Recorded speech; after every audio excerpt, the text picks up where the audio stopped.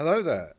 It's been a very long time since I last did a video, so I thought I'd do a few bits in this video. I thought I'd have a look at a few tournament results as I used to do, and provide a bit of an explanation for why I've buggered off for a while. And also, I'll start there, start at the beginning. So, fundamentally, I got to a stage in January where I stopped manually scraping all the data off Best Coast pairings and other places because a chap called Colin Goody, this is nothing to do with him really, but anyway, he's developed a website where he's worked out a way of getting some kind of program to do it for him. And I spent a few weeks trying to achieve the same with no results. So I have no idea how to do it. And that kind of demoralised me a bit because rather than manually scraping the data as I had been, which is a lot of effort, like putting all the data together took hours previously. So I got to the point really where I couldn't get the IT to do it. It was a month in, I'd missed a month's worth of data. And so there was a combination of me not being able to do what I wanted to do and throwing a sort of a mini tantrum. But also the rugby season was getting intensive. We were in a bit of a relegation battle, so I needed to, focus on that a little bit. I had a final deadline for my PhD resubmission, which I had to work on. So that took a lot of time. I am now Dr. Dan, by the way. So I'm probably going to be rebranding at some point to something like Dr. Dan's Warhammer cast, something like that. So there's just a lot of stuff that's been going on in my life. And also, I just got to the point really where I thought, do you know what? If you want that kind of conversational kind of piece, Rob and Val are pretty good at that, square based. So I don't really know what I'm going to add. There's loads of what I think are better YouTubers out there who provide, pretty decent content. So I just thought, well, what really is my voice adding to this conversation? Am I adding anything? I don't really feel like I am. I don't really feel like I'm contributing. So I set the channel up really for my own sanity, really, to begin with, because I'm sick and tired, or actually I was sick and tired of how badly data is represented, particularly in competitive wargaming meta. It's awful. It's awfully badly presented. And very, very surface level stats are discussed, which really don't say anything about the overall meta. And that's, I think, largely because people don't really understand statistics. They don't really understand mathematics. And I'm not saying that, I'm not being arrogant when I say that, I'm one of the very few people that actually does understand big data and does is quite happy inhabiting big data, because just look at the world's press, politicians, even the current Chancellor of the Bank of England doesn't seem to understand big data. He seems to be more of a political appointee. But I mean, the point I'm making is that there's lots of very, very expert people around the world who are just don't really get big, even when it's their job to understand big data. They don't seem to very well, and that's not arrogance of me to say that. It's just that people and numbers are a totally abstract concept, and the field of mathematics, as broad as it is, and it's probably so broad that it's not really a single field, but anyway, as broad as the field is, it is more or less like you have to learn another language, the language of maths, in order to interact with it in a healthy and robust fashion. So it's not arrogance of me to say that I'm one of very few people who actually understand big data. So I am really not surprised that the presentation of statistics in wargaming is pretty dire. Um, and I'm not having a go at anybody, and I know some people will feel attacked when I say this, and this comes from a place of love. I really do appreciate. I do. I'm starting my own little Skaven. I've got some rattling gun teams here, so I'm still painting and whatever. I'm planning to run my own tournament at some point, but probably next year now. Um, but like, so I still sit here and listen to your content and stuff while I'm hobbying or whatever. But like realistically, like the one thing I'd highlight is that so much emphasis is put on win percentage because it's a simple statistic. So if one faction's got a win percentage of 62% and another one's got 48%, that means that one's easier than the other, isn't it? Well, it's like, well, no, like and that's why I produce those graphs where you have like a normal range, because I think, if the top end of the bottom faction overlaps with the bottom end of the top faction, what that really means is an average player on any given day can beat any other average player regardless of faction. And I think that's a pretty decent meta to inhabit, because you look at like professional sports. You look at like the NFL, the fundamental principle behind the NFL, or as was in the 80s when it was being like massively developed. I mean, people forget that football, like as in American football, wasn't actually massively popular in America until they kind of reworked the format and sorted the leagues out. I think it was in the 70s and 80s, and then it just took off. Like it skyrocketed after they. And one of the principles was, and this is why I mention it, one of the principles was on any given day. So on any given day, any team can beat any other team. They didn't, so that's why they've got the draft, where essentially the bottom ranked teams get first pick at the draft, at the college draft. So essentially, you get all these college athletes coming through. Some of them are amazing, and essentially the best players go to the bottom ranked teams, because essentially they try and level everything out over time. Now, that's not to say that in a particular season you're not going to have one team that's a lot better. So in Warhammer terms, there's always going to be one faction that's doing quite well, that kind of inhabits the current meta more comfortably than others. However, on the flip side, you're going to have, teams that aren't doing so well at the moment for whatever reason, and that's more or less.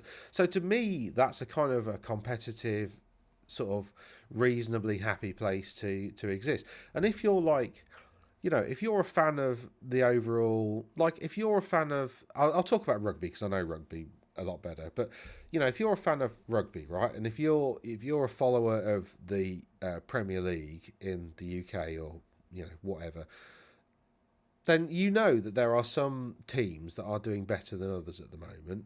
But actually, if you're a neutral, you can enjoy anybody playing anybody, really. You can enjoy just watching good rugby. You don't have to, which I am actually. I don't really have a Premier League team. I just like watching Premier Rugby. It's quite good. A friend took me down to see Saracens play Newcastle. Was it last weekend or weekend before? I think it was last weekend, wasn't it?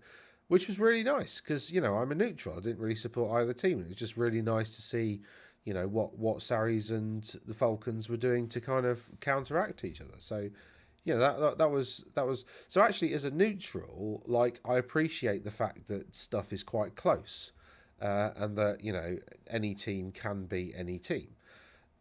Much the same way that as a fan of the old world, I'm quite happy that any faction can theoretically beat any faction. I think that's quite good. So in terms of like overall balance, yeah, if a faction's got like 60 something percent win rate, then that indicates there might be a problem. But then again, there might not. There might be too few results to actually come to a reasonable conclusion. There's a whole load of reasonable drawbacks to any kind of statistical study that make the conclusion less strong. And I'd always advocate I'd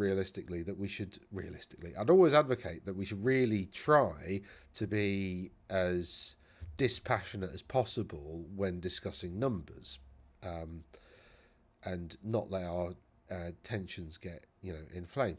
But also, like, if you're a fan of, like, if you're a Skaven fan at the moment, yeah, you're not in a good place. You've had a terrible year. It's not been good for you. But in the same way that a Newcastle Falcons fan in rugby has had a terrible season, I think they've lost almost all their games.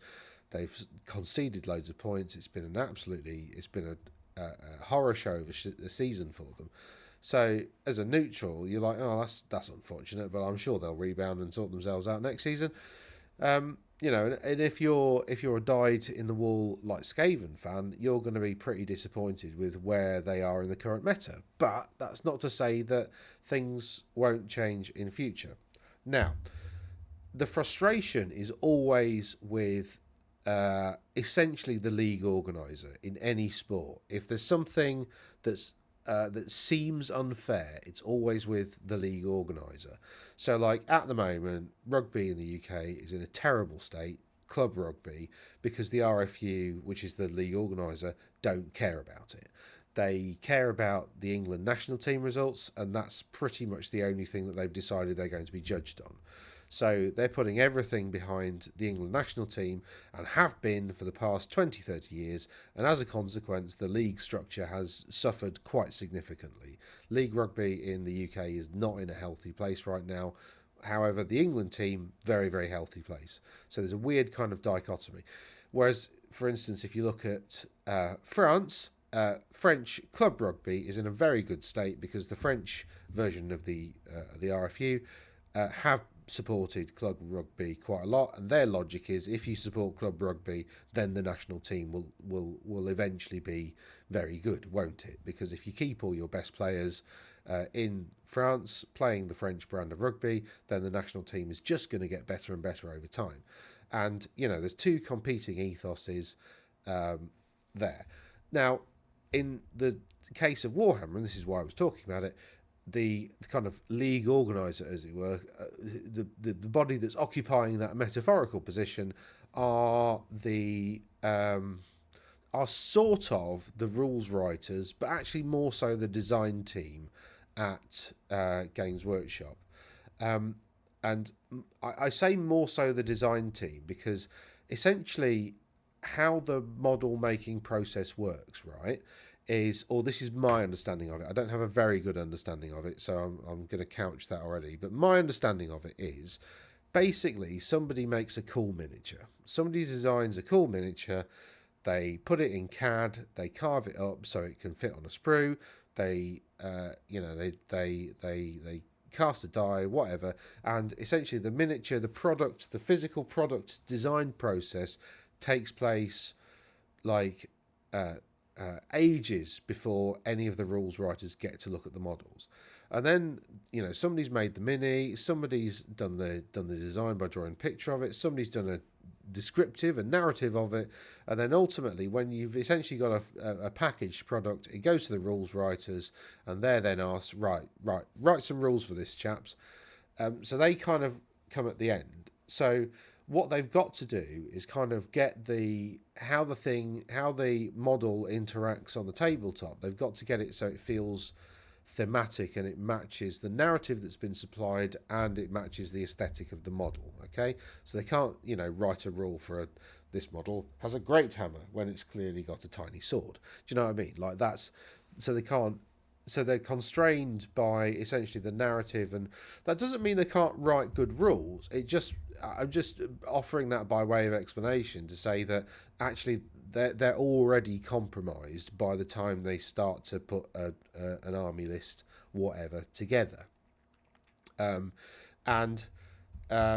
I guess that's kind of happened with the High Elves a bit as well, because they'll have been told we're re-releasing the Merworm, so write some rules for it. And they're like, oh, great. I mean, if I was a rules writer and somebody said, write me some rules for the Merworm, I'd be like, really? You're doing that again? But it's a weird model. It doesn't really fit the High Elf aesthetic at all. Like, what are you doing? Like, why that one? And the reason will be because the molds are still in pretty good nick. They didn't receive, they didn't require any real reworking, and actually we could just go back into producing that kind of stuff, now. Um, and part of the reason actually that Old World is uh, sort of being supported the way it is by GW, going off on a slight tangent, but I will return to rules and balance in a sec. But the reason that we are getting a lot of these kind of older models re-released is that it's essentially with the new factory. That's there's a heavy amount of automation in the new factory, and the new factory is making all the super profitable bits. So like the new Skaven, for instance, where you get 3 gun teams, which is basically 3 relatively small sprues for 35 quid. So they're basically 12 quid each, which is ridiculous because I think were they 3 for a tenner when they were original metal in the sprues? I can't remember. But anyway, so the point is that the old factory, which is where they produce all the resin and Forge World and X Forge World, whatever we're calling that nowadays, all the Forge World stuff and all that kind of guff, that still exists, and they've still got the staff who can do it. Like, they haven't had a load of retirements and so on and so forth. So they've still got the staff that can make the stuff and can train new people to make the stuff. And actually, it's all still profitable. So they might as well produce it. Like, they might as well make it because they can make money on it. So, if you're a business and you've got an income stream, like if you're Games Workshop, right, and you're sat around a board table and they're like, right, we can modernise the downstairs factory in Lenton. Basically, we can modernise it. It's going to cost, tens of millions of pounds to do. Or we could not do that and spend a few grand on retooling a load of old mold kits and a few grand on, training some of the trainees to do it. And we can actually use that as like a career progression for people on the factory floor. So we can start people in the new factory doing the sort of mechanized process and washing sprues and doing real menial stuff because the machines are doing all the complex stuff. Actually, we can then progress. So we give people we develop a bit of a talent pipeline for factory floor, and do you know what I mean? So it fulfills a whole load of business objectives.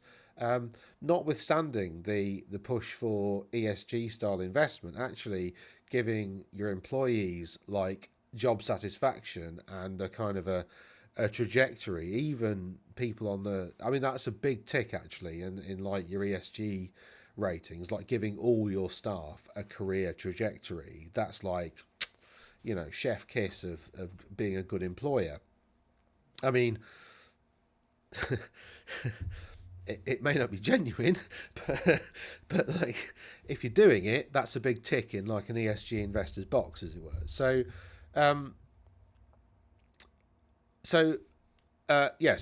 returning back to the rules writing and balance, the rules writers are already compromised before they start putting pen to paper, and then they're constrained by the thing itself.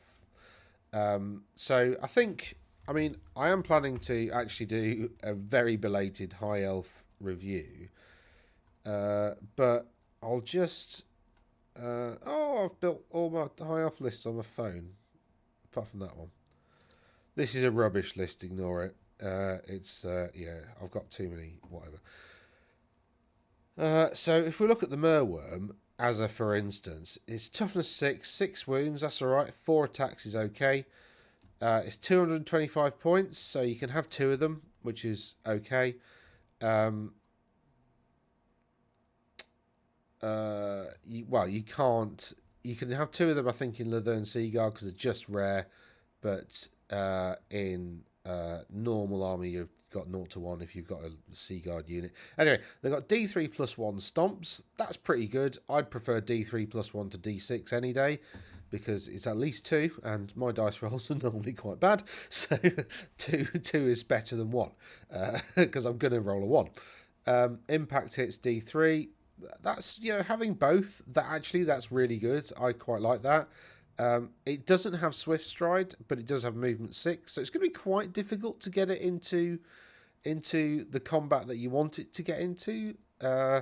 It's got, but then again, you can't give it swift stride because it's like a big fat thing, worm thing. Like, so it's not swift, but it does move a bit better.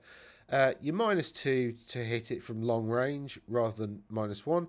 I'd have preferred that to just be an additional -1 to hit, so you're -1 at short range as well, and also that would mean you're a further -1 to stand and shoot. Which, given the fact it doesn't have swift stride, that would have been better, I think.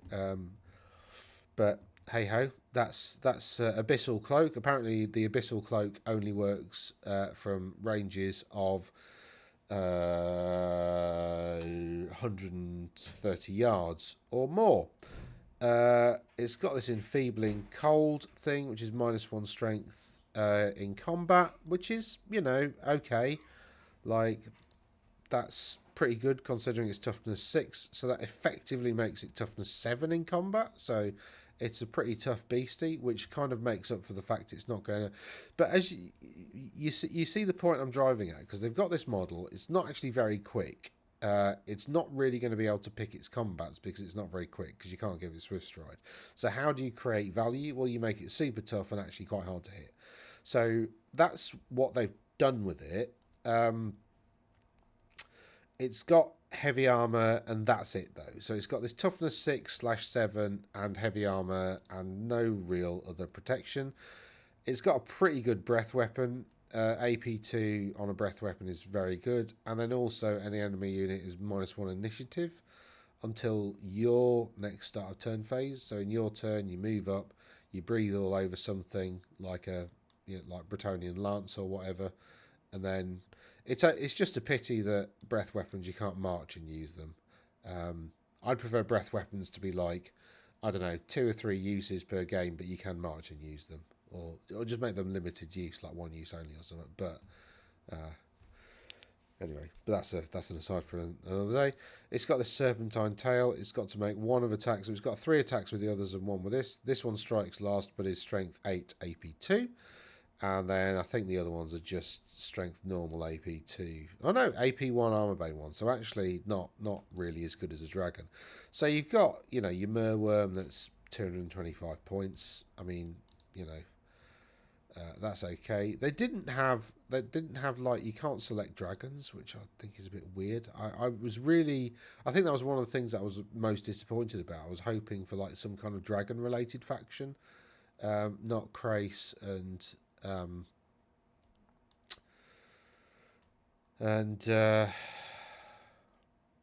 you can't, not Krace and Seaguard. Seaguard seems a bit weird, really, as an inclusion, because, well, essentially that's sort of where Tyrion's from, so you'd kind of expect them to introduce another. They've introduced this Easha Vess, and I don't.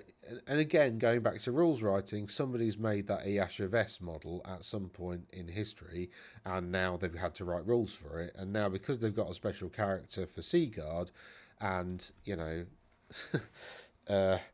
got this model of 2 sub factions, and ideally both of them have like a named character attached to them. That's kind of what they seem to be sort of going for, but that's not been repeated universally, which I think is a bit of an error, because for instance with Bretonnians, they released the Green Knight and Elise Ducar, and actually they released Baron Wass's chops, didn't they? And I don't understand why they didn't make Baron Watts' chops like the outlaw guy. They kind of did, but not really explicitly. And he doesn't really synergize with the outlaw stuff, which is a bit disappointing. And they did an errantry crusade, but then they didn't introduce like a kind of Jean de Breton kind of character in with that, did they? They kind of, They released this Elise Ducard lady, which I think, I mean, the rules are great. The model's fantastic. I've painted one up. I need to do a Bretonian army at some point. But like, it just felt like there was a missed opportunity there to develop a faction better. But whatever. So that's the Merworm, and it's full of compromise. And again, like, we've got this faction, that Seaguard faction, that I'm not sure we needed, but you know, that's where we are with that. Right, let's have a look at some tournaments. There's a few that I've highlighted. I've had a look at some 5-game tournaments. There's a few lists that I wanted to have a look at. Val's list, because he's a smart cookie, and he's got vampires. There's a lot of people at the bottom of this tournament that didn't finish more than the first day. Maybe the Saturday night was heavier than expected. And Blueford won again with Mortuary Cult. We're not going to look at this one. We'll look at the Juice Crew. So Val's list, he's got a Necromancer. He's got that list, has he? Okay, and he didn't do very well. Oh no, he's got 6 Blood Knights. I mean, I don't see the point of Drilled, really, with 6 of them. Like, yeah, they get to march because they've got Unholy Vitality or whatever it's called.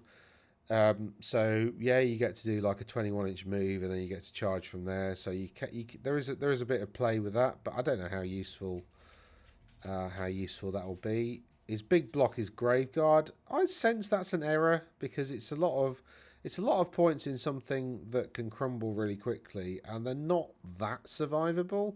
He does have the Drakenhof banner, which means they've got a 4 up, 5 up, 4 up, 5 up.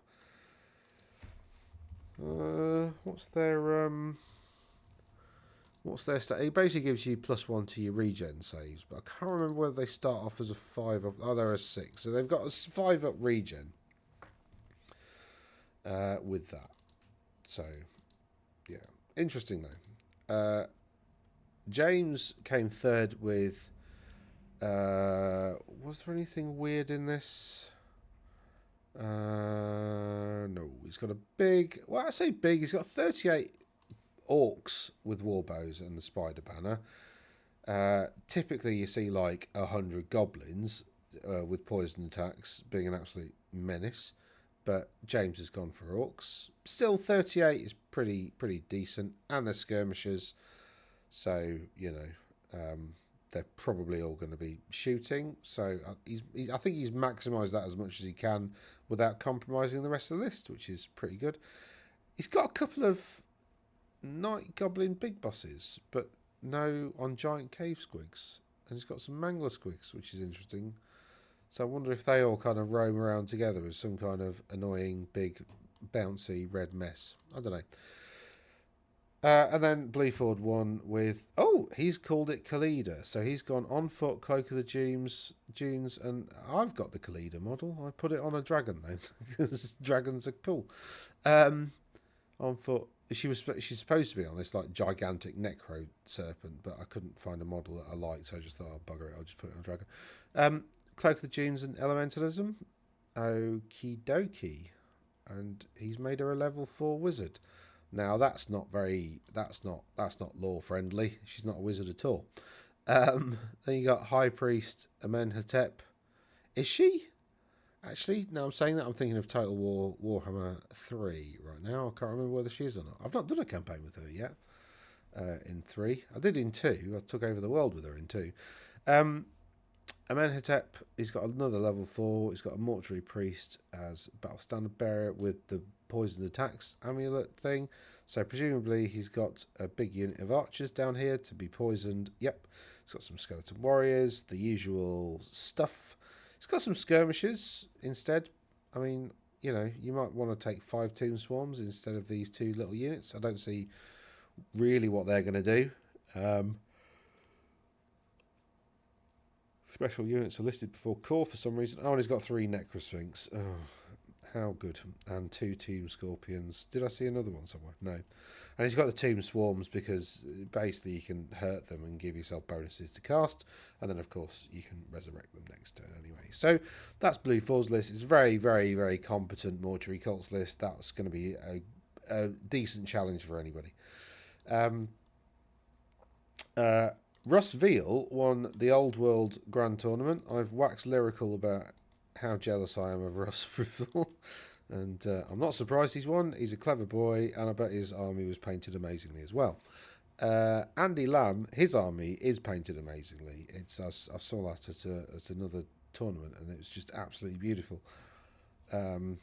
Just like the perfect Bretonnian army. That's all I want to look at, I think. Yep. So, Russville won, so we'll come back to that in a second. Ulf, I think, came third with a load of green skin bits, a couple of Mangler Squigs. Look, he's done that again with 2 Night Goblin Warm Bosses and 2 Mangler Squigs. That seems to be a thing. He's got some Goblin Mob. This is where the Spider Banner is. 30 Night Goblins with bows. That's not a lot, but they do have Fanatics. He's got a big block of Black Orcs. All of them with shields, so no great weapons in there. I mean, personally, I'd tag in a few great weapons, just in case. You might as well have, like, your front rank armed with great weapons, and then the rest with shields. Because, so here's my logic behind that. When you receive a charge, right, you're going to be going last anyway. So you might as well have great weapons and hope that something in the front rank survives. And if they do, you're going to slap back really hard. And then you've got the shields for sort of grinding through the next few turns. They're stubborn anyway, so it doesn't matter if you lose your first round of combat, right? So somebody charges in with a big load of cavalry. If they whiff a little bit, you might have, like, you got 21, you might have 3 ranks of 7. So you've got a fighting rank with, maybe 8 great weapon attacks at strength 6 AP2 and armor bane 1. That's pretty good. Even if they charge you with, like, I don't know, some chosen knights with lances, for instance, you've still got full plate armor, so you still get a shield. So you still get a 6-up save, which is pretty decent. And even if you get charged by, like, let's say, 5 chosen knights, they've got like 11 attacks, 6 or 7 will hit, 5 or 6 will wound, and you might save 1 or 2. So you got essentially at that point 2, 3, maybe 4 great weapon attacks going back, which will let you kill one, right? And then next turn you're not going to kill one because you don't have the AP or the strength because you've got sword and board. But then next turn they don't get their lances and their charge. So it's more about combat res in future rounds rather than essentially that big hit of the charge. So, that's why I'd have the front rank with great weapons, basically.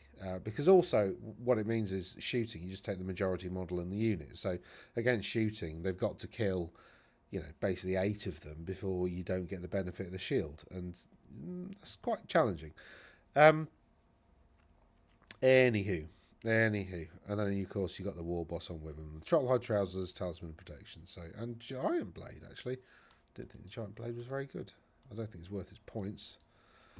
But then again, I do generally play with Chaos, and because Chaos have ensorcelled weapons, that pretty much devalues from a Chaos perspective all magic items, because your basic hand weapon is better than most magic items. In fact, weirdly, your basic great weapon is better than most magic weapons, which is a bit sad, but never mind. Scott Reed came second with Tomb Kings. He's got King on a Dragon with the Armour of Ages, of course. Level 4 Wizard on a Dragon, so he's gone double dragon, very low on points. So he can fit in a Mortuary Priest with the Amulet of the Serpent, so the poison thing. He's then got a big block of archers. And then, oh god. Now then 2, so double dragon, double Necrosphinx, and then a huge block of poisoned archers. This is a horrible list to play against. It's got great game in terms of the distance it can move. It's very, very quick.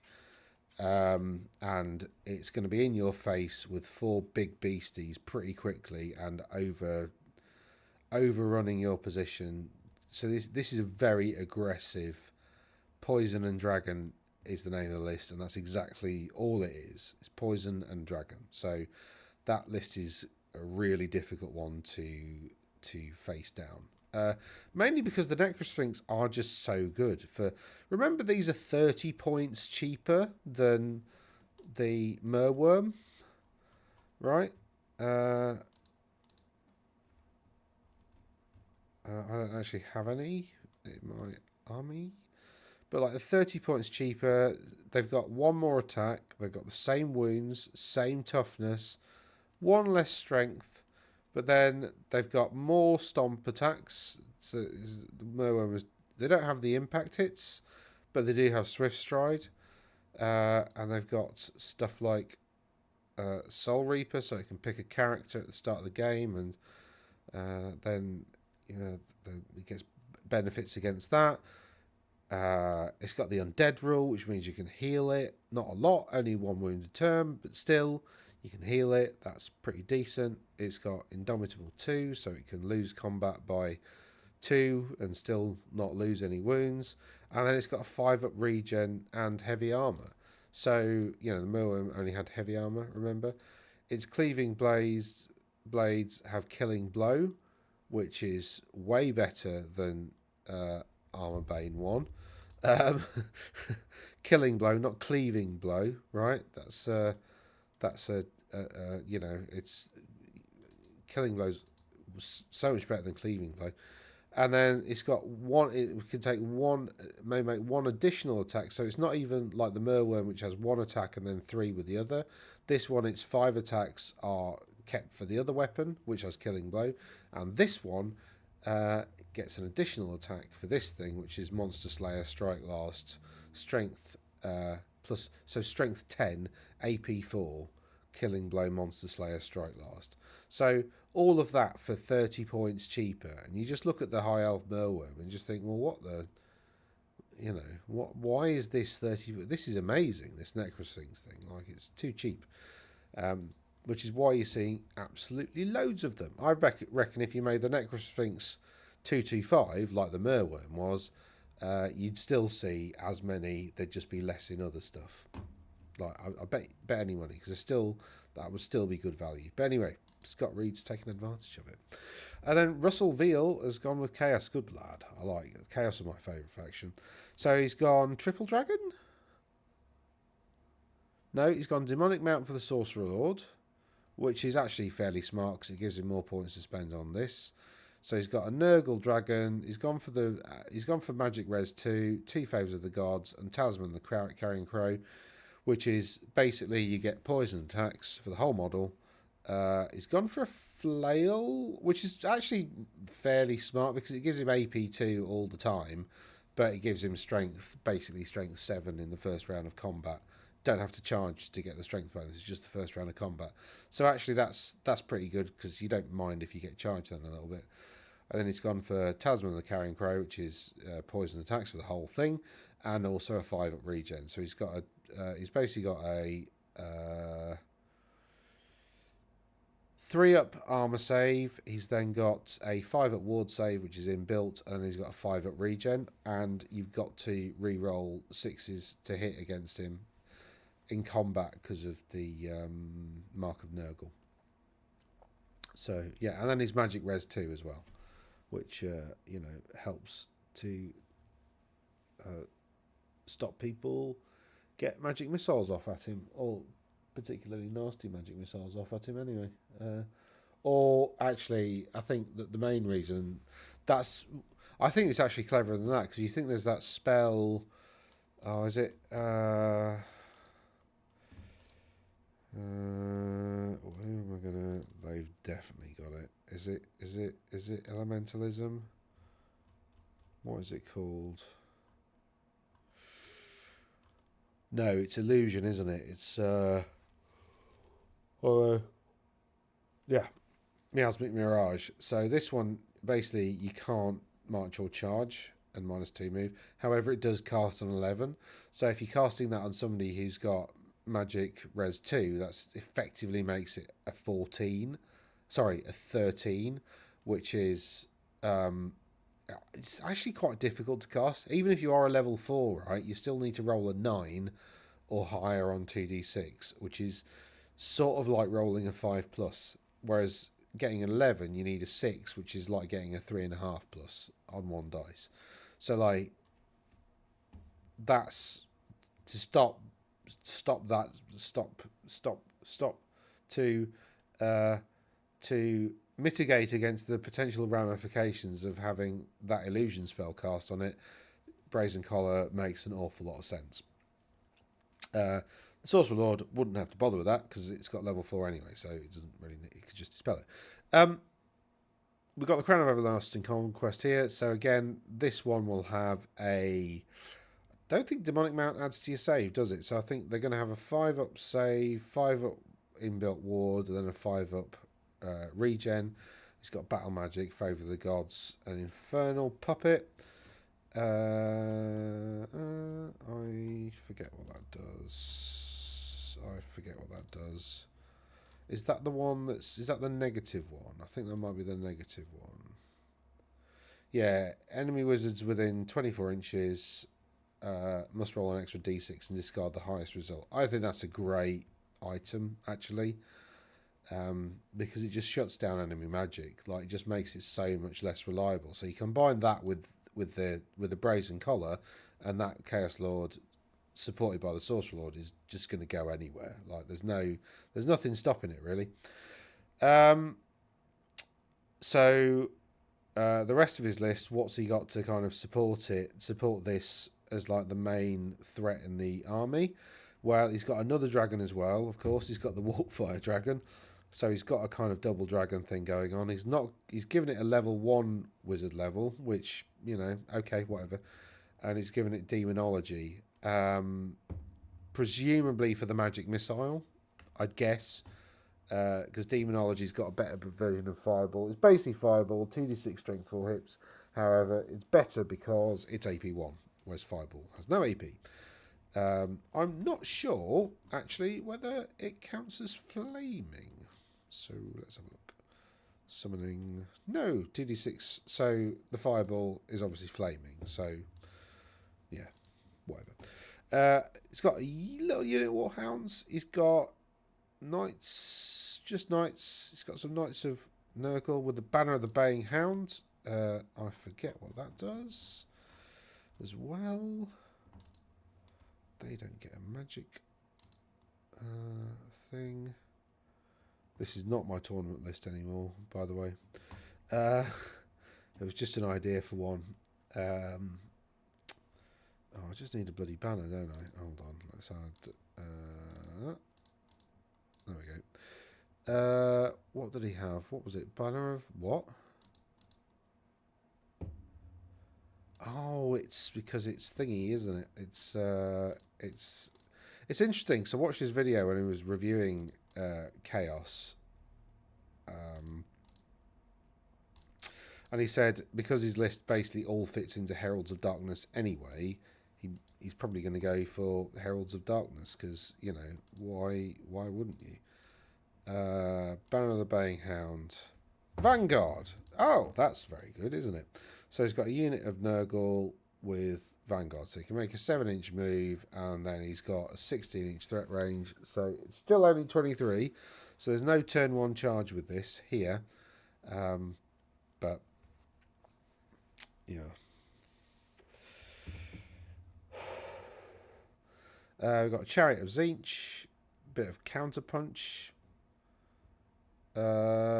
Of course, because in Heralds you've got to have a character with a mark, you've got to have a unit with a mark, and vice versa. So because he's got this Sorcerer Lord of Tzeentch, he needs to take a unit and give it Tzeentch. So the Chariot kind of makes sense. He's got Marauder Horseman with Mark of Chaos Undivided because he wants to re-roll leadership tests with them, basically. And he's given them throwing axes, which have move and shoot and quick shot, so they're pretty good. And he's upgraded them to light armor. I think probably because he had the spare points. Really, there's not really a lot else to spend points on. And he's gone for knights undivided as well. So he's got a couple of units of knights to do. I'm not sure what.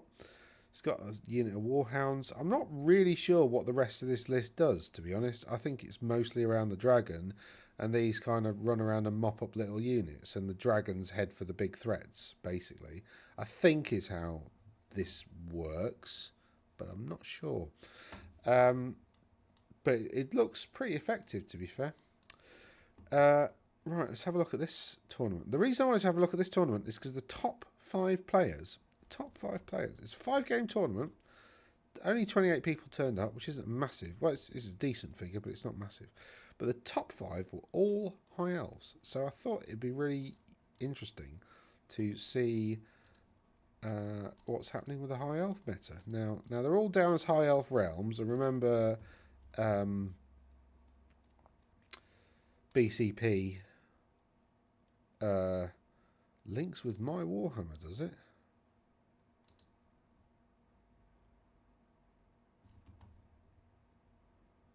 No, go away. That's not it. Oh,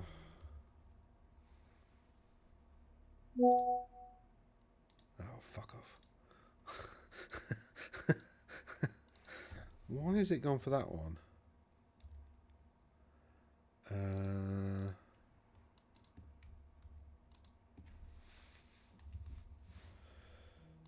Don't know what this does. Yeah. Right, anyway. Let's have a look at these lists whilst I'm faffing about. I don't know what that does other than allows them to market me, which I've told them they can do anyway.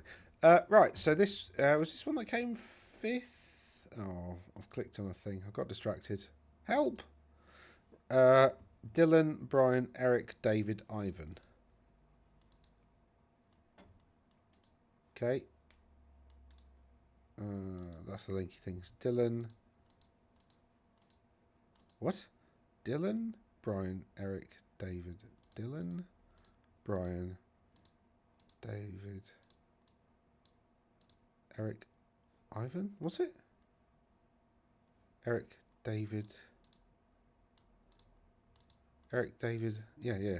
Okay, so Dylan has Corhil, who I think is pretty rubbish, but Chieftain's Chariot is definitely the best play with him. He's got a level 4 Archmage, who's a Creation. He's got a Prince, who's apparently the General in a Lion Chariot.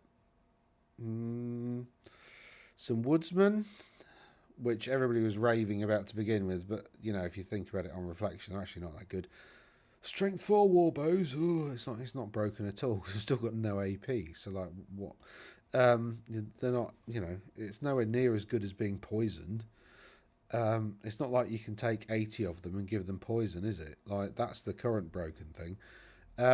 He's got some more archers for some reason. He's got some white lions, some eagles, some sisters. So quite a lot of shooting going on here. A big block here and a few chariots. I don't know how that wins games, to be honest. I don't know. Yeah, it's not. I mean, it's nice because it's a nice creation list, but still, like, I don't. If that comes up against a dragon, how does it kill a dragon? Like, it just doesn't. No, it just doesn't. I mean, this is quite nice. Ruby Ring of Ruin in ambushes. I quite like that. That's a nice idea. But I don't know how it kills a dragon. I don't think it can.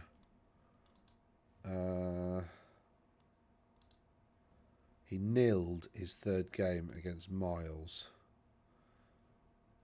Dragon. Gigantic spawns. Yeah. Chosen. Yeah, I mean, he's got all the things. I don't know how that would deal with any of that. So that kind of makes sense. So Dylan, really nice list. Very characterful, but yeah, difficult. Brian, has an extra noble, and just he's gone for loads of woodsmen and some war lions and some sisters with an obsidian lodestone, which is negative magic thing, I think. Um, yeah, again, I don't. I mean, I don't know how it kills things. Like genuinely, like 40 strength 4 shots at BS4 is nice, but like it's going to struggle against. So Brian and Dylan went for a similar strat. Eric really struggled against Jules in round 3, who had Empire. Huh, that's interesting. Yeah, they've also got some strength for weapons with actually more AP because they've got crossbows. Demigriffs, some great cannons. I mean, the great cannons, the steam tank, and the hell. I mean, this will deal. Yeah, he should have struggled against that. What was his ogres? So he had ogres. He had Empire. I'm actually surprised he beat this Jamil. Jamil must have made some mistakes, really, because all Jamil needed to do was hit one of those big units of skirmishers with loads of this stuff at the same time. Great cannon and hell blasted the fuck out of the chariots, and jobs are good, really. So I don't know how Jamil. Yeah, I mean, it's just I don't know. Maybe I'm being unfair. And then he had a wood elf list that's a forest spirit list. I mean, you know, all credit to Paul for taking it because it's a really difficult list to play with. But you know, well done, well done. That's cool. And John, dwarves again. So he didn't actually play against the dragon ever. I think that creation lists really struggle against dragons because they just can't. They can't dish out the damage. Yeah, the creation great blade is great because it's like +2 strength, so sort of 6 and AP 3, and it's a great weapon. So it's a better version of great. The problem is that the things you've got wielding it have only got heavy armor and they're toughness 3, so they die before they get to swing it generally. But Eric came next. Eric Hung. Who's called Lao List for some reason. He's got a dragon with a prince on. That's a bit better. He's got a noble BSB on a griffin. We've seen this before. And he's got a level 4 archmage on foot with Seaguard. And it doesn't... Oh, battle magic. Okay, so does he have any Seaguard? No. He's just given it Seaguard so it can have a bow. I don't know. And it's free. He's got some Valerian Reavers, a little bit of Archers, a little bit of Silver Helms, a couple of Rings of Fury. You know, I'm liking this already because those, yeah. On charge, make a lot of sense because you're going to get to use it because they're like initiative. What are they? They'll be like 8 or 9 on the charge. So they're pretty good already. So 2d3 strength 4 AP 2, I want to say. Hits is pretty nice for that Ring of Fury, so that's going to give them a lot of extra punch, actually. So now the main thing about the High Elf list is this Ring of Fury. I think it's so good, like especially if you're going to go down a cavalry heavy list. So I really like that. We've got 3 units of Sisters, one with a ruby ring and one with a bow. So these are all designed to maximise like output damage. And then he's got a couple of sky cutters, which are basically heavy chariots with swift stride. They don't do as many impact hits as other chariots, but they're still very, very, very good. Rules wise, I really like them. Model wise, I don't like them, to be honest. I think they just look a bit. It looks a bit. How do I put this? It looks a bit ungainly. I've not got a high elf list there, have I? I keep building stuff on my phone. That's my problem. Where's the sky cutter there? So, yeah, so it's toughness 4, and it's got a 4-up save, which is pretty good. Thing is, it's got D3 plus 1 impact hit, strength 5, and because it's heavy chariot, they're AP 2. So that's quite nice, and it's got fly 10, you know. So it can basically, it's good at taking out lone characters and war machines. Definitely, that's its job. And if it takes out one cannon a game, then it's made its 90 points, hasn't it? That's still thinking. I don't know why. So, yeah, like that list. I think that's pretty good. And he's got a dragon, and that's how he's going to deal with the other. So there's a difference between ridden dragons, like ridden monsters, and unridden monsters. Ridden monsters tend to be a problem because you've got a character on that gives it ward saves and all and better armor saves and regen saves and all that kind of stuff, which is exactly what's going on here, right? He's got 5 at ward and he's got a 5 at regen, and he's got the dragon hell, which means he's 2-up save, 5-up, 5-up. So that's going to be really difficult to kill. Plus, he's got a great weapon, so he's going to slap you back pretty hard as well on a Star Dragon. So it's going to D6 strength 6 AP2. That's going to rinse a lot of units and do a lot of damage, and also so that's a difficult prospect. Now, if you didn't have the character on, actually hit it with about 40 poison attacks and it falls over.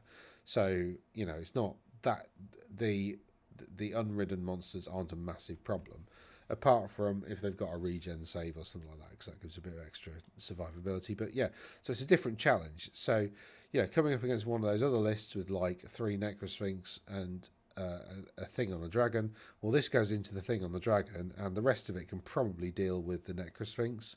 Even these silver helms with the Ring of Fury could give it a go. So that's that. Pardon me. Then we've got David Mojica, who came second with Dragon. Ogre Blade here. So this one's hoping to deal out a bit of extra damage at the cost of not having a ward save. Then we've got a level 2 mage. That's interesting. No level 4. Oops. We've got... What on earth is that? We've got the Sea Guard. We've got 10 silver helms in a unit with a banner of Illyrian, which gives you move through cover, which is a bit weird. We've got some Sword Masters and some white. Sword Masters are pretty good. Razor Standard's going to do them no end of good. And a couple of Eagle Claws. I don't think that's an optimised list at all, to be fair. In fact, it doesn't feel like 2,000 points, does it? It is, but it doesn't feel like it. Where's all the points? Swordmasters, Sea Guard? Yeah. Yeah, I mean, okay. I mean, he's done well with it. He lost his first game against Jamil. I did log in.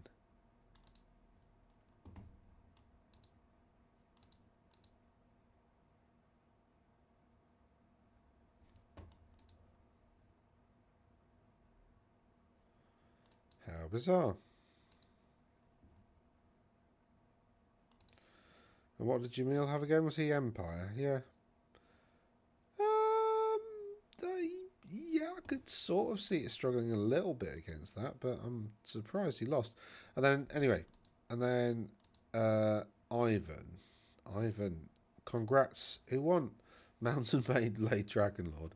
So we've got an Archmage, level 4, Noble, Ruby Ring of Ruined, was it? And Lore Familiar, that's interesting. I like the new rule on Lore Familiar that you can't use your lore, if that makes sense. So you can't use the lore of, like, high whatever. Noble BSB on a steed, Prince Dragon. So we've got a dragon, we've got a level 4 wizard, we've got a BSB. Ticking all the character boxes, I see. We've got some Cortax stuff, but you got, is that 11 or 12 or 14? I always get that wrong, don't I? This one's 31 points, so I think it might. Well, that one's down to 6. Ah, no, these are just upgrades, aren't they? Because they've got the points for the... Okay, fine. So there's 11 silver helms here. There's 8 reavers. Fine. The Harbinger for the reavers has the Lawmaster's Cloak.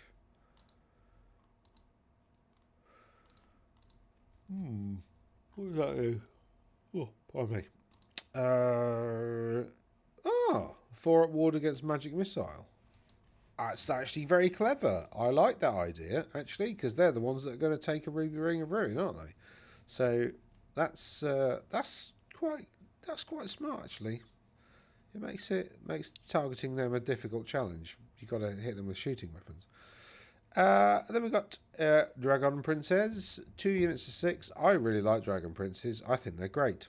Ring of Fury on them absolutely makes sense, and they're special, so you can take loads of them. Yeah, and they got like I don't think impetuous is a problem because you're going to be, hopefully, in range to charge. I mean, with movement, you got a 17-inch threat range, right? You've got a 2-up save. You've got a 6-up ward because of is it dragon armor? 6-up ward against anything. So you got a 2-up save, 6-up ward. Only 185 points for 5, and they've got 2 attacks each with lances. Like they've got drilled built. They've got so much cool stuff. The downside is impetuous, but it's not that bad because you should be in a position where you're charging something that you want to charge anyway. And you've got the Alarian Reavers that you can put in front of them to stop them from. So it's not difficult to manage something like Frenzy or Impetuous. Impetuous isn't as bad as Frenzy because you don't have to overrun, right?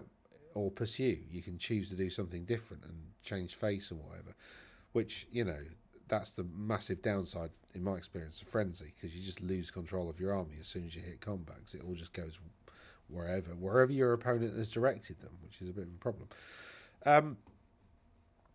But yeah, that's a really good list. So that's 5 very different high elf lists. 2 of them Creation, the other 3 not Seaguard. Which I don't know whether to read anything into that or not. And then Colchester Clash, idiot. Tom won that with Chaos Dwarves. I don't think there's anything happening. There's some exiles here, which will be there. There's a Russell Taylor coming in 4th with the High Elf Realms here. What I want to find is... What I want to find is whether there's any... Oh, it must have been one of the other ones. There was actually quite a good list, quite low down. But it's probably best I didn't go through that. Oh, Adam West. Let's see what he's been doing. So, Adam, what have you been up to? Dreadlord, Black Dragon, yes, very good. Supreme Sorceress, Darksteed, yeah, I see what you want. You wanted to fit him in because you wanted a BSB, so you didn't put her on a dragon. Okay, fair. We've got 24 Dark Elf Warriors with a Razor Standard and Spears. They do fight, they do get a lot of attacks, so that's probably worthwhile doing, to be fair. A couple of units of Dark Riders, that's smart. Pay your core tax with some stuff that, you can... I mean, if one of those survives, you can just go run it, because it's got a 9-inch move, so you just go hide it somewhere so you don't lose all the points. Or in fact, say you only lose 25% of the points, basically. He's got some Blackguards with a Banner of Harganeth and some Cold One Knights. Yeah, that's not... I mean, I really do like the sort of the Supreme Super Killy Death Hag thing. I really, really like that. But I appreciate you got to build your list around it to an extent. I'm not sure about the Blackguards, to be honest. I mean, they are cool. But the rules are not great for them. There were some of my favourite Dark Elf models, but saying that, this is where my list is up to at the moment. I'm trying to think it through. But yeah, I've got Witcher. So basically, this is my idea of a Dark Elf list. I've also got Blackguards. I'm not sold on them, but yeah. What banner have I gone for? Cold-blooded banner. Yeah, let's just try and keep it in the fight. If it loses some combat pretty badly, because yeah, they got stubborn, but that only works in the first round of combat. I've gone drilled. I'm still not sure about them. This is the one that I'm not sure about. Yeah, but I've got more or less. I've got some tweaking to do, but I really like this. You know, Ogre Blade, Rune of Cain, so she has D3 extra attacks. She's frenzied as well, so that's 4 plus D3 attacks with Ogre Blade, so strength 6, AP 3, because she's in a unit with the Banner of Hargoneth, which gives her an extra AP. So AP 3, strength 6, 4 plus D3 attacks, all doing multiple wounds D3. Also, because of hatred everybody, she gets to reroll all her hits. So, so you see, it's pretty... And also she's weapon skill 6, so she's no slouch. So she's going to be, like, on average, rolling 6 hits, hitting with 5 of them, even against the Chaos Lord, probably wounding 3 times, AP 3, and there's some Armor Bane there as well. So, you know, she's... Even against the Chaos Lord, she might do D3 damage, which is pretty decent. Against anything else, like if you charge her into a unit of ogres, they can kiss their ass goodbye. Right. So yeah, nice. Which way around was it? Did Russell win? Tom won. Tom. Okay. Russell came third with this list, which is some high elves. Dragon. I haven't seen a Sea Guard list at all. It's paid his core tax with silver helms and some MSU stuff. It's got some Shadow Warriors and a big block of Sisters. And a couple of Bolt Throwers. Really don't understand the Bolt Thrower thing, so I think they're total gash. But, oh well, people seem to like them for some reason. Andrew Chant, we've seen him before, came second. He's gone for Baron, Royal Peg, standard stuff, Paladin, Falconhorn there on a Warhorse, Green Knight, yeah, he's pretty good, Outcast Wizard, Damsel. So he's got his higher level wizard there, and then he's got a normal wizard there with the Flame Strike Wand, which is a pretty good magic item. I think it's better than the Ruby Ring of Ruin, because my experience of using the Ruby Ring of Ruin is that you only get to do it like 2 or 3 times a game.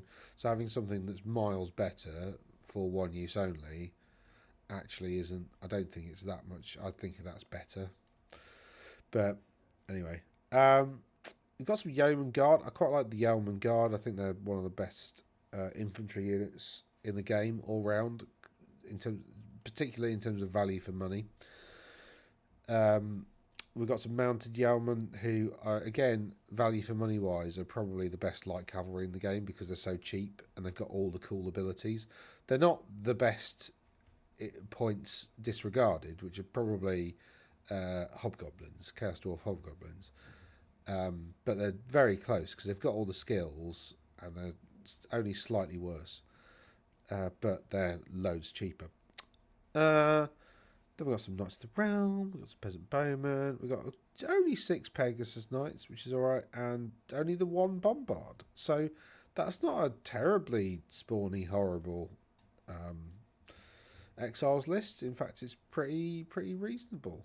Have we got the... I don't think he's got the Vanguard banner. That's interesting. Okay. And then Tom Brachowski.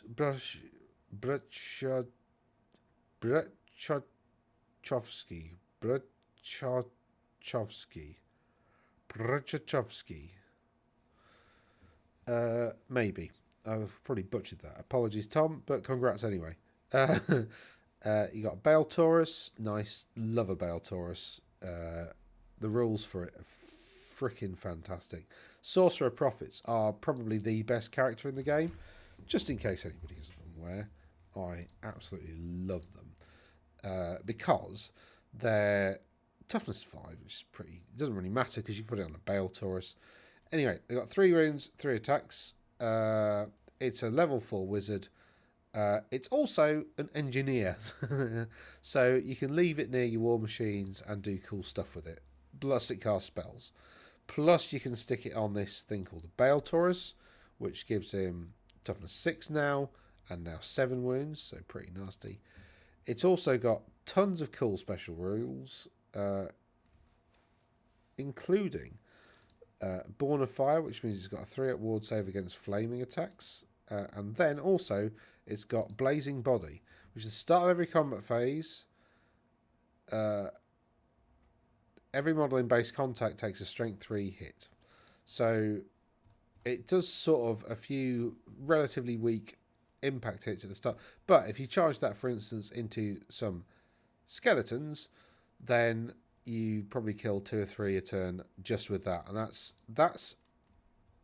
and this is the important thing, it's the start of every combat phase. So this is before challenges and all the rest. So actually you charge this into a unit of skeleton, he can challenge you out and limit you to like your 6 combat res with him, but also the Bale Taurus's ability could kill an additional, if you got lucky, like 3 skellies on top. So, that it's a really, really good rule for that reason. So we've got that. We've got the Black Hawk, which seems ubiquitous nowadays. He's actually gone for a really big Black Hawk mob, which you don't see very often in Chaos Dwarves, but he's gone for a war boss on a Wyvern with all the cool stuff, and then he's gone for a big mob of Black Hawks to be like the main heavy hitting infantry unit in the army. We've got some Infernal Guard, which are okay. We've got some Hobgoblin Cutthroats, which are so cheap. They're 3 points each. You might as well have 1 unit just to get in the way. And then he's gone for 2 Iron Demons. Now, he's won a tournament, so what the hell do I know over him? I really do like the Dreadquake Mortar. Iron Demons are great. I really do like the Dreadquake Mortar for what it adds in terms of turning off Swift Stride. But obviously Tom's got his reasons, and he's just won a 5-game tournament, tabling 3 of his opponents. So he probably knows what he's doing, I'd say. But yeah, that's... How long have I been going for? 1 hour and 12. Standard video length, isn't it, for me, I guess? So, yeah, in terms of, have I got any plans for the channel at all? Am I planning to do loads more of this kind of content, or start collecting data again and update? I mean, if I did, I'd have to catch up on 5 months worth, which will take me like a week to scrape all the data, which I just don't really have the time to do that, unfortunately. So that's a bit of a problem. I keep trying to arrange to have interview other people, but I don't know whether, I just feel like I'm getting blown off a bit, because I'll talk about this. I tend to say there's more honest stuff to the end of the videos because I know nobody's listening at this point. But I feel like I'm being blown off a little bit because I've talked to a few people about arranging to do a collab or an interview or whatever. And they're like, yeah, definitely, I want to do something. And then the months drag on, and you're like, are we gonna do something? And oh yeah, definitely, yeah. I've just been really busy, yeah. And it's I know what really busy means. It means this isn't a priority. So when I say I haven't really had the time to get to my channel, it's because other things do have a much greater priority. Like work pays me, and I enjoy it, and I look after real human beings as clients. So and I look after their financial and sometimes mental well-being. So I've got a duty of care to them that I'm happy to honour. Actually, I quite enjoy it. So so job or work always will be a priority, because my work, I feel, is a bit more vocational than it is employment, but it is incredibly well paid as well. So that always helps. So work's always going to take priority. I really enjoy going to the gym and training for strongman stuff and rugby. I love playing rugby. So is so good for my mental health. So I'm sorry to say, I am always going to prioritize my mental health over this channel. Um, and I've got a family, and it's incredibly rewarding, and and again, I have an obligation to make sure they're all okay. So again, they're always going to take priority over the channel. And then basically at the end of all of that comes hobby, which actually is really good for my mental health too. um, I've also, and I guess this is another issue, I've also been battling with quite a lot of pain over the year, like physical pain, because of that injury last year. There was lots of little knock-on effects after I started training. So I've I've had quite a lot of I'm in quite a lot of chronic pain at the moment, as in right now, and I've been battling with the NHS to try and get, which is our health service, to try and. The NHS is really, really good for emergency care, but for chronic conditions, i.e., long-term conditions, they're really bad. Because I went in to see for instance, I went in to see a GP and said I'll get a lot of pain because of blah blah blah blah. Got lots of little things that are wrong, and they all flare up at different times. And he was like, "Are you in pain now?" And I'm like, "No, not really. Everything's okay at the moment." And he's like, "Right, well, you don't need anything then." I'm like, "Oh, thanks." So like, um, so yeah, so I've found a private service that can prescribe medicinal cannabis. So that's what that actually really helps. And that's one of the reasons I'm sort of getting back into this, because I'm starting to sleep properly, and I'm not losing the day in essentially just being in pain. So, which does take hours out of your day. Anyway, I've got to go soon because I've got an appointment in 15 minutes. Luckily, the office is a 2-minute walk. But yeah, that's where I'm up to, really. So I really do want to do something with the channel. Like, I really do want to do something with a website and develop it out a bit more, and like do something that's really useful for the community. But like, my main issue is that like other people are doing stuff so much better than I like. It's not like I don't think there isn't room for improvement. Like, it's not like I don't think there's room for improvement in what everybody else is doing. It's just it would take me an awful long time and investment to do anything better. So I'm just kind of sat here thinking, well, what really am I adding? And I wouldn't have done this video were it not for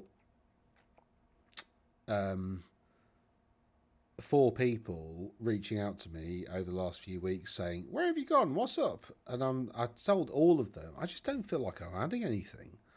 Like, that's genuinely it. Like, so I'm not fishing for compliments or anything. Like, I don't need you to tell me that I'm. It's nice getting a compliment, but I don't need them.